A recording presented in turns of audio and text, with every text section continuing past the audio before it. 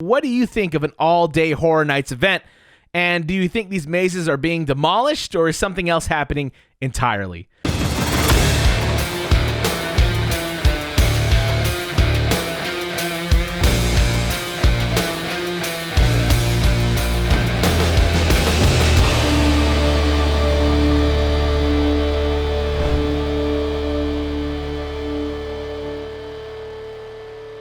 Hello and welcome back to The Haunt Line, the show dedicated to SoCal haunts and events.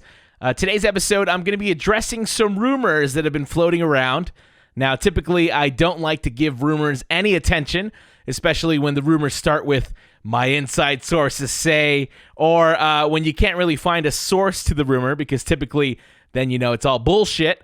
However, these rumors may actually have some truth behind them. The first rumor is that Horror Nights Hollywood mazes are currently being demolished.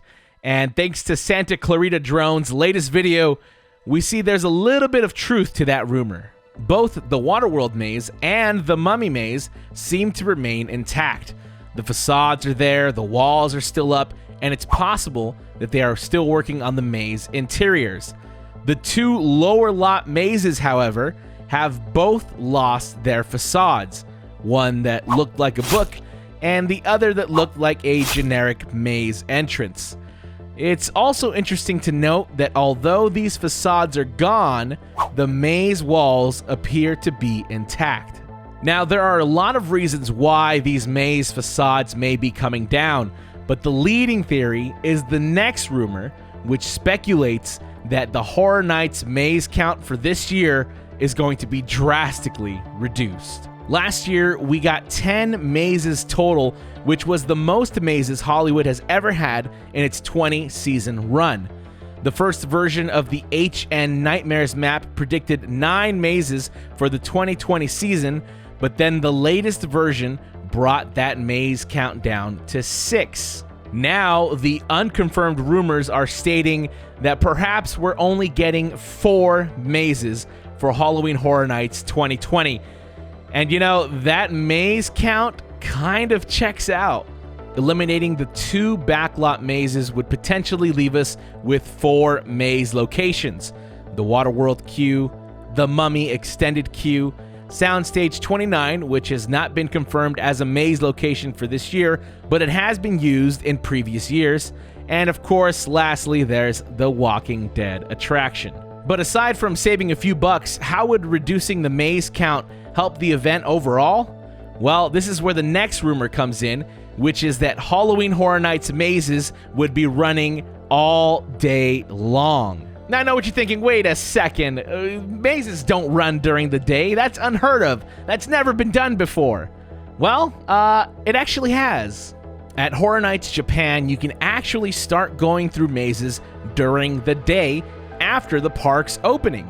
In fact, you need to reserve a time slot to go through their mazes, and time slots typically start at around 10 a.m. A system like this at Horror Nights Hollywood could help control the crowds more effectively by not having them physically queue for mazes, and it would essentially extend the event another 8 hours, giving people more opportunities to experience mazes without worrying about time running out.